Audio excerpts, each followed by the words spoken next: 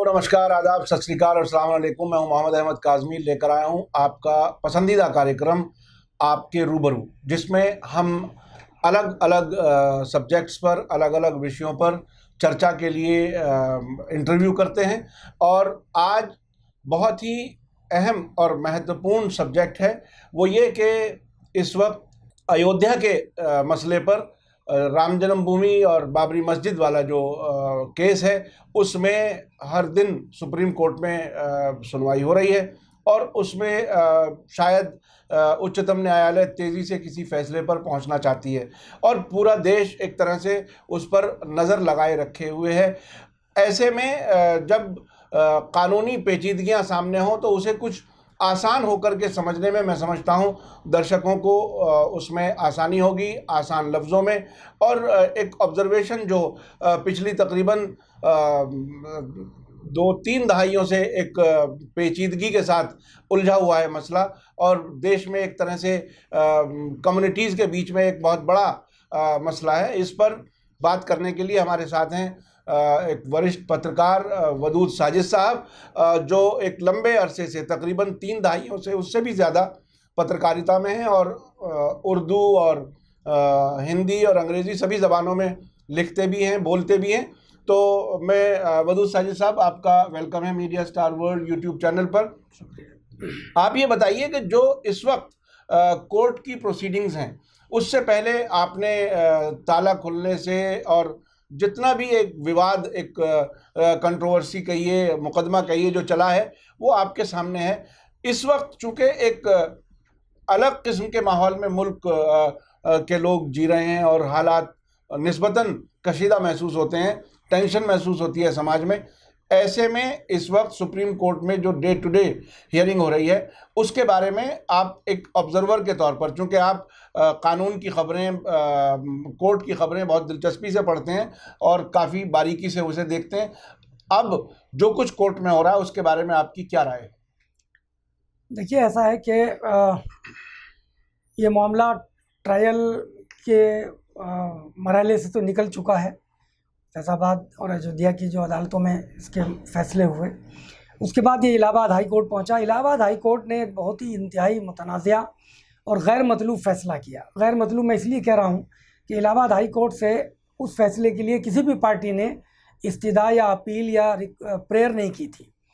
तो अदालत ने, वो सबको मालूम है कि उसको 3 हिस्सों में बांट दिया था। जो 2.77 एकड़ ज़मीन है अदालत अयोध्या की या बाबरी मस्जिद के इर्द गिर्द की जो ज़मीन है, तो उस फैसले से बहुत सी पेचीदगियाँ, बड़ी परेशानियाँ हर फरीक के सामने खड़ी हो गई थी। तो उसके ख़िलाफ़ अपील सुप्रीम कोर्ट में आई और अब उसकी समाअत हो रही है। उसकी समाअत 3 समाअतें हो चुकी हैं। अदालत ने शुरू में कहा था कि, यानी सुप्रीम कोर्ट ने, कि यौमिया समाअत होगी। तो जब यौमिया समाअत होती है, सुप्रीम कोर्ट जब यौमिया समाअत कहता है तो उसका मतलब होता है मंगल, बुध और जुमेरात, इन 3 दिनों में होती है। बाकी दिनों में वो दूसरे मामलात होते हैं। लेकिन जब दूसरे दिन की समाअत हुई तो चीफ जस्टिस ने कहा कि अब हम इसकी समाअत पूरे हफ्ते करेंगे, यानी 5 दिन करेंगे, यानी पीर, मंगल, बुध, जुमेरात और जुमा। तो खैर, वो इस पर कुछ एतराज़ात हुए, उस पर मैं बाद में बात करूँगा। आपका जो सवाल है वो इंतहाई अहम है। वो ये है कि किस नौइयत में अब ये मुकदमा दाखिल हुआ है, मौजूदा हालात जो मुल्क में चल रहे हैं सियासी और समाजी, उसमें इस मुकदमे की क्या अहमियत है। तो देखिए, सुप्रीम कोर्ट को फ़ैसला करना है इलाहाबाद हाई कोर्ट के इस मुतनाज़िया फ़ैसले पर, और सुप्रीम कोर्ट ने बहुत ही शुरू में ये वाज़े कर दिया था कि हम आस्था या किसी और जो वेग से मामलात हैं या माफ़ौक़ुल फ़ितरत किस्म के सवालात हैं, उन पर हम ना सुनवाई करेंगे ना फ़ैसला करेंगे, बल्कि फ़ैसला करेंगे मिल्कियत के मामले पर। यानी ये मिल्कियत किसकी है? ये मिल्कियत आया सुन्नी वक्फ़ बोर्ड की है, यानी बाबरी मस्जिद की है, या निर्मोही अखाड़ा और दूसरे जो हिंदू फरीक हैं उनकी है, यानी राम लल्ला की है जो इस वक्त विराजमान है, या राम वहाँ पैदा हुए थे नहीं। इस पर कोई फ़ैसला नहीं होगा, बल्कि इस पर हम फ़ैसला करेंगे ये कि मिल्कियत किसकी है। तो ये एक बहुत अच्छी इब्तदा थी। सुप्रीम कोर्ट ने बहुत वाज़ेह अंदाज में क्लियर कर दिया था कि किन बुनियादों पर मामला आगे बढ़ेगा। मुस्लिम फरीक तो शुरू से कहता आ रहा है कि भाई अदालत जो भी फैसला करेगी हमें मंजूर है।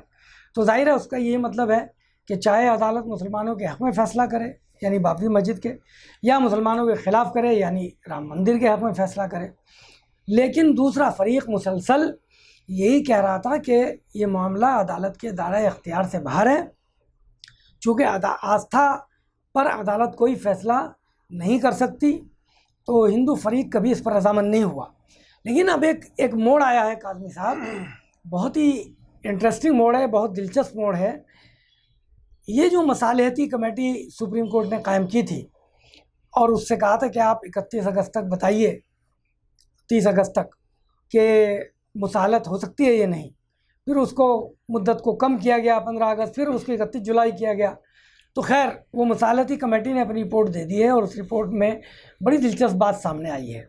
ऑफिशियली तो वो रिपोर्ट अभी नहीं आई है, ना अदालत ने बताया है ना किसी भी तीनों में से किसी भी फरीक ने, लेकिन अखबारात में जो रिपोर्ट्स आई हैं इन तीनों फरीक़ों से बात करके वो ये है कि अब हिंदू फरीक कह रहा है कि नहीं साहब, हम तो मुसालत में हम यकीन नहीं रखते, अब तो हम अदालत का जो फ़ैसला होगा वो मानेंगे।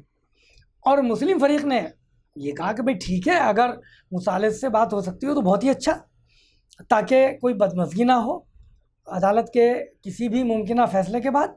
तो मुस्लिम फरीक दोनों तरह से तैयार था। लेकिन ये एक दिलचस्प मोड़ आ गया कि अब हिंदू फरीक ने यह कहा कि नहीं साहब, हम मुसालत पर अब हम यकीन नहीं रखते और वो वक्त ख़त्म हुआ, यानी जो बात मुसलमान कह रहा था वो अब हिंदू कह रहा है, तो अब तो हम अदालत के फ़ैसले पर यकीन करेंगे। तो ये एक बड़ा दिलचस्प मोड़ आया है।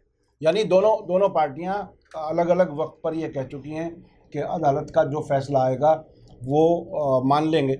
लेकिन ऐसी सूरत में जब पूरा मुल्क इसका इंतज़ार कर रहा है और हुकूमत जो है वो बीजेपी के हाथ में है, अक्सर ये समझा जाता है कि वो मंदिर के हक़ में है और उन्होंने एक ज़माने में पूरी कैंपेन चलाई है, तो ऐसे वक्त में अगर ये फ़ैसला मुसलमानों के हक़ में आता है तो क्या मुल्क के हालात ठीक रहेंगे?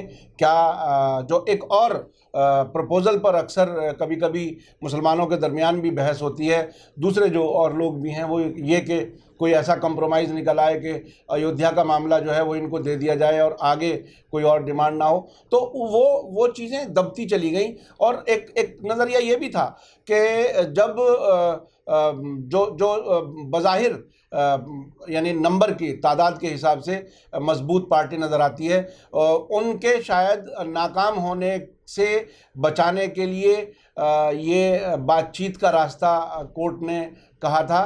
तो ये सब कई पहलू हैं। इनमें आप किस तरीके से ऐसी तरह से हल चाहते हैं जिसमें मुल्क के हालात ठीक रहें और दोनों जो समुदाय हैं, हिंदू और मुसलमान, उनके बीच कोई झगड़ा फसाद ना पड़े? तो ये आपने बहुत तफसीली सवाल किया है, इसमें 3-4 पहलुओं पर बात की जा सकती है। मैं यहाँ से शुरू करता हूँ कि मुसालियती कमेटी या मुसालत की ज़रूरत का जो इजहार है वो मौजूदा चीफ़ जस्टिस से, जो पहले जस्टिस से, उनसे भी पहले चीफ़ जस्टिस ने किया था, यानी कि जस्टिस खरे जो सिख जर्नलिस्ट थे, चीफ जस्टिस थे, उनका मैं नाम भूल रहा हूँ, अभी याद आ जाएगा। जो सिख चीफ जस्टिस थे उन्होंने इसका इजहार किया था और मुसलमानों से, एक मुस्लिम फरीक से, हिंदू फरीक दोनों से कहा था और सरकार से भी कहा था कि अगर मुसालहत में मेरी कहीं ज़रूरत हो तो मैं जज के ओहदे से बरा होकर, जज के ओहदे से सबकदोश होकर मैं मुसालहत में मदद करने को तैयार हूँ। मैंने उस वक्त ही ये कहा था कि आखिर चीफ़ जस्टिस साहब को ये बात कहने की ज़रूरत क्यों पेश आई, क्योंकि वो एक अदालत हैं। अदालत से इस्तदा ये की गई थी कि साहब, इलाहाबाद हाई कोर्ट ने जो इंतहाई मुतनाज़ा फ़ैसला कर दिया है, आप इस पर सुनवाई करके इसको दुरुस्त करें और उसी के साथ ये भी फ़ैसला कर दें कि ये जगह मुस्लिम फरीक की है या हिंदू फरीक की है। तो उन्होंने दस्तावेज़ात का मुताला करने के बाद जो अपनी राय ज़ाहिर की वो ये की कि साहब बातचीत कर ली जाए तो बेहतर है। तो मैंने उसी वक्त इस पर लिखा था कि मैं ये समझता हूँ कि अदालत पर मावराए अदालत कोई गैर मामूली दबाव है किसी इकाई का, किसी फरीक का या किसी पार्टी का या हुकूमत का, उन पर गैर मामूली दबाव है, लेकिन अदालत के सामने तमाम दस्तावेज़ात कुछ और कहती हैं। तो अदालत अपने आप को इस मौके पर कशमकश में या शशोपंज में फंसा हुआ पाती है।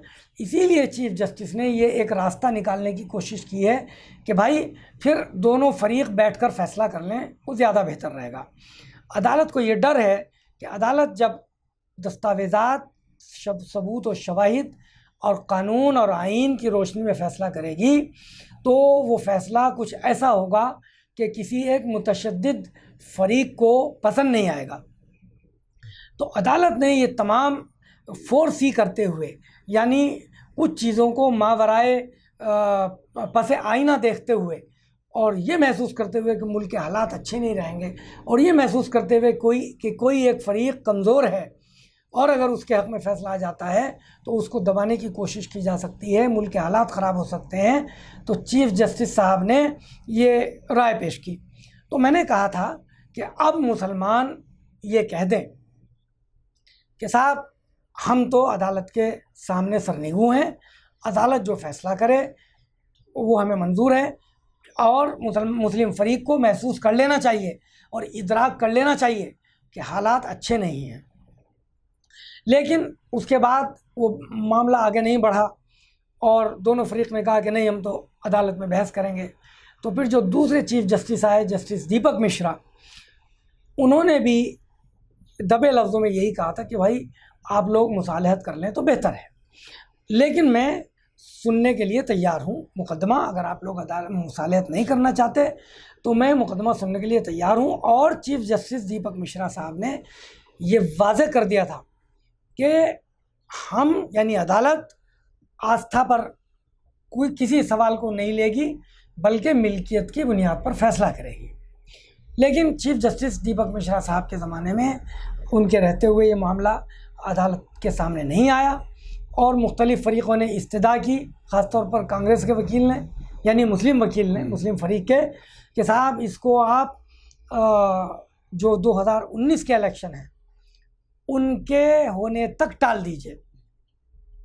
तो इस पर बहुत रद्दोक़दा भी हुई, लेकिन अदालत ने इसको कहा कि ठीक है, देखते हैं। तो खैर, अब ये जो तीसरे चीफ जस्टिस हैं, जस्टिस रंजन गोगोई साहब, इनके सामने ये अदालत में मुकदमा चल रहा है और मुसालहती कोशिश नाकाम हो गई है। और उसमें वो इंटरेस्टिंग मोड़ आ गया है जो मैंने आपसे बताया कि अब मुस्लिम फ़रीक़ कहता है कि भाई हम तो तैयार हैं, लेकिन हिंदू फ़रीक़ कहता है कि नहीं साहब, मुसालहत से कोई फ़ायदा नहीं होने वाला, हम तो अदालत से चाहते हैं कि वो फ़ैसला करे। तो आपको ये कैसे कंक्लूड होता हुआ कैसे नज़र आ रहा है? क्या वाकई किसी फैसले तक पहुंचेंगे या फिर इसको पेंडिंग छोड़ दिया जाएगा? चूँकि ये एक ऐसा मसला है कि हो सकता है बहस के बाद फैसला रिज़र्व कर लिया जाए। कब तक फैसला रिज़र्व रहे, या कंक्लूड होने से पहले ही कुछ ऐसे हालात बन जाएं? आपको क्या लगता है?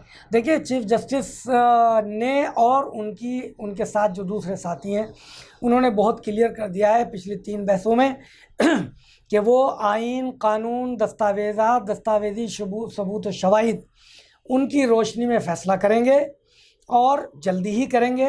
और चूँकि चीफ जस्टिस 17 नवंबर को रिटायर हो रहे हैं, तो अदालत ने ये वाज़ेह कर दिया है कि बहुत जल्दी इसका फ़ैसला वो करेंगे, यानी उनके रिटायर होने से पहले ये फ़ैसला होगा। अगर उनके रिटायर होने से पहले फ़ैसला ना हुआ तो फिर ये बहुत दिनों के लिए टल जाएगा, चूँकि फिर एक नई बेंच तश्कील होगी और फिर नए सिरे से सुनवाई होगी। तो उम्मीद तो यही है इंशाल्लाह कि इसका फ़ैसला 17 नवंबर से पहले आ जाएगा। अच्छा, एक और पहलू है। अभी जब कश्मीर में आर्टिकल 370 हटाया गया और यूनियन टेरिटरीज़ में उसको डिवाइड करने की बात कही, तो कुछ ऐसे ऑब्जर्वर्स हैं जिन्होंने ये कहा कि अब बीजेपी का और बीजेपी की सरकार का अगला निशाना अयोध्या होगा। अगर इसका एक तरह से इस बीच में कोई पॉलिटिकल मूवमेंट ही चल जाए तो क्या सूरत बनेगी? क्या देखिए, ये कश्मीर पर फैसला तो बाद में किया है। इससे पहले तलाक़ सलासा बिल जो पार्लियामेंट में पेश हुआ, फिर वो जिस तरह पास भी हो गया और उसको राज्यसभा में पास नहीं होना था, उनके पास नंबर नहीं थे, वहाँ भी पास हो गया। तो उसी वक्त लोगों ने कह दिया था कि अब ये बाबरी मस्जिद पर भी इसी तरह का कोई ऑर्डिनेंस भी ला सकते हैं, अदालत की कार्रवाई को गैर मौखिर भी कर सकते हैं। लेकिन देखिए, इम्कानात तो सब कुछ हैं। जिस तरह से ये हुकूमत चल रही है, कश्मीर पर जिस तरह फैसले किए और जिस तरह जो मामलात पर फैसले किए, लोकसभा इन पर इनका कंट्रोल है, राज्यसभा पर इनका कंट्रोल हो गया, अपोजिशन को इन्होंने ख़त्म कर दिया, तलाक़ सलासा पर जो ये चाहते थे वो हो गया, कश्मीर पर जो ये चाहते थे, जो इंतहाई नामुमकिन था, जो किसी पार्टी से मुमकिन नहीं हो सका, वो इन्होंने कर दिया। और अब तो लोग यही कह रहे हैं कि बाबरी मस्जिद पर भी ये ऐसा कुछ कर सकते हैं और कोई बईद नहीं है कि कर लें। इस पर शायद एक पहलू पर एक बात होनी चाहिए कि अब मुस्लिम क़यादत को क्या करना चाहिए। मुस्लिम क़यादत ये करे कि मुसलमानों की जहनसाजी करे कि जहाँ तक हम करने के मुकल्लफ़ थे हमने कर दिया, अब हमारे इख्तियार में नहीं। और अल्लाह ताला का भी फरमान है, अल्लाह के रसूल ने भी कहा है कि अपनी जानों को हिलाकत में न डालो, जहाँ तक तुम मुकल्लफ़ हो, कर सकते हो करो, लेकिन अपनी जानों को हलाकत में मत डालो। आपने जो एक बात कही कि एक मूवमेंट ज़रूर चलाया जाना चाहिए, लेकिन उस हद तक जहाँ तक मुसलमानों की जानें महफूज हों, उससे आगे बिल्कुल नहीं करना चाहिए, चूँकि मुसलमान उसके मुकल्लफ़ अब नहीं हैं। और जो हालात अब हो गए हैं समाजी भी, यानी पहले ये होता था कि एक दूसरा फरीक फ़ौरन आपके लिए साथ खड़ा हो जाता था, लेकिन अब डर है कि आपका पड़ोसी आपके साथ नहीं खड़ा होगा। तो समाजी, सियासी, आइनी और कानूनी जो हालात खड़े हो गए हैं इस वक्त, उनमें ज़रूरी है कि मुसलमान बस एक हद तक जाए, उसके बाद ना जाए। सुप्रीम कोर्ट मुझे लगता है कि अभी भी गैर अनबायस्ड है, लेकिन जिस तरह से तमाम बाइख्तियार इदारों को डराया धमकाया जा रहा है और इंस्टीट्यूशंस को ख़त्म किया जा रहा है, उसमें मुझे नहीं लगता कि कब तक अदालत भी जो है वो मुकाबला कर पाएगी। बहुत बहुत शुक्रिया साजिद साहब, आपने बहुत ही बारीकी से और सियासी पहलू भी ख़ास तौर पे आखिर में जो मैंने सवाल किया उसका बहुत ही मुनासिब और बैलेंस जवाब दिया। और ये कि मुल्क में हालात ख़राब ना हो, उसमें ज़ाहिर है हर राइट थिंकिंग इंसान ऐसा ही सोचता है कि समुदायों के बीच में, दो मज़ाहिब के लोगों के बीच में कोई टकराव ना हो और उससे बचते हुए मुल्क निकल जाए, आगे बढ़े, तमाम मसाइल हल हो जाएं। इसी उम्मीद और आशा के साथ अब मैं लेता हूं आपसे इजाज़त। धन्यवाद, शुक्रिया, जय भारत, जय हिंद।